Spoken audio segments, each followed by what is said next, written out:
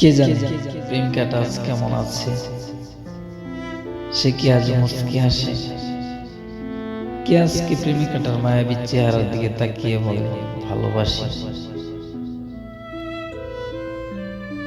এখন আর কেউ তাকে এক নজর দেখার জন্য ভিডিও কলের বায়না ধরবে না।